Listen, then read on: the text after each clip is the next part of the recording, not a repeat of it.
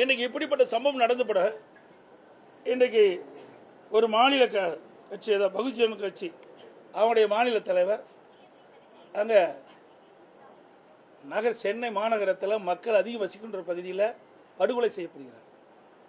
அப்படி உறவினர் இதில் மாநில காவல்துறை விசாரிக்கப்பட்டால் எனக்கு நியாயம் கிடைக்காது என்று சொல்லி உயர்நீதிமன்றத்தை நாடுகிறார்.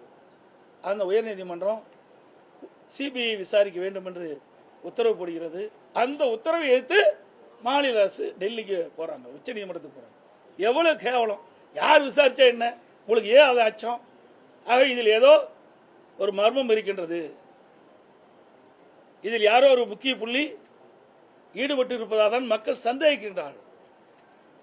இன்றைக்கு உயர்நீதிமன்றம் போய் உயர்நீதிமன்றம் அளித்த தீர்ப்புக்கு எதிராக நீங்க உச்சநீதிமன்றத்தில் மேல்முறையீடு செய்யணும் என்று சொன்னால் இதில் ஏதோ குளறுபடி இருக்கின்றது, ஏதோ முக்கிய பிரமுகர்களை காப்பாற்ற இந்த அரசு துடிக்கிறது என்பதுதான் நம்ம என்ன தோணுகிறது.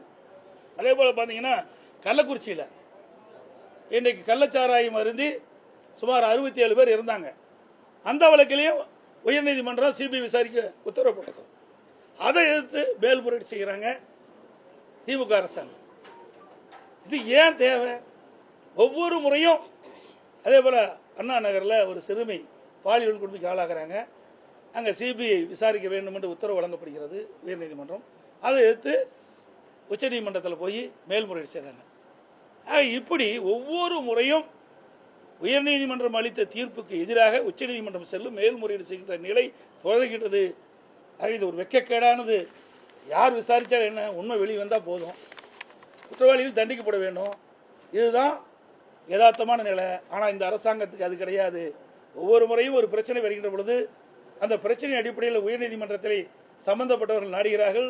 உயர்நீதிமன்றம் சிபிஐ விசாரணை மேற்கொள்ள வேண்டும் என்று தீர்ப்பளிக்கிறது. அதை தீர்ப்பை எதிர்த்து மேல்முறை செய்கின்ற அரசு திமுக அரசு என்பதை இந்த நேரத்தில்